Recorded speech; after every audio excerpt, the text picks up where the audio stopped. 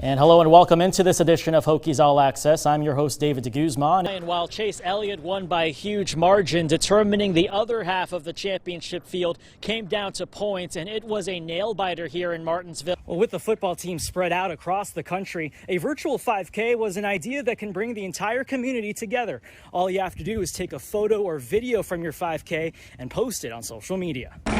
This is part of the 2.5-mile course of the cross-country competition, and riders will complete a lap of this course in about 12 minutes. This is huge. Top 10 matchup, first place in the ACC on the line, and not to mention, it's the Commonwealth Clash. You could probably hear, if you listen closely, behind me the cars racing around the paperclip, but what's been louder has been the protests and calls for change in this country. And for NASCAR, it was just simply too loud to ignore. The new normal will be apparent right when you walk in the gate, with temperature checks when you walk in, plus hand sanitizing stations located throughout the ballpark, and rows of seats marked off for social distancing. No, football withdrawal syndrome, that is a real thing. Let's get to the real question, though, of how this will affect the players. It's been such a mental challenge for them. Everyone's finding ways to work out while social distancing. But tonight on First at 10, find out how Williamsburg football is competing using a phone and social media.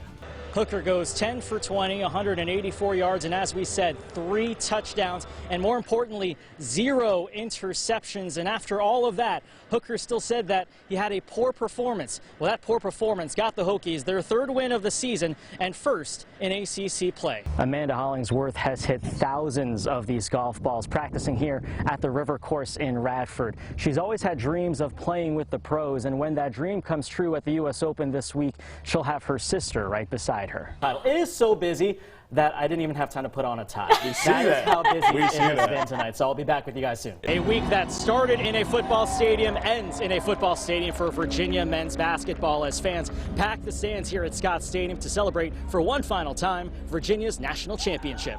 David DeGuzman from WFXR, that's the Next Star station in Roanoke, Virginia. David, thank you so much for hanging around with us and joining us to talk. Yeah, it's my pleasure. It's really an honor to be here. Olympics are my passion, so it's great to be on the show. Yes, that's awesome. It's good to have you with us, and I love our logo that you have got behind you. You've got the cool setup going this morning.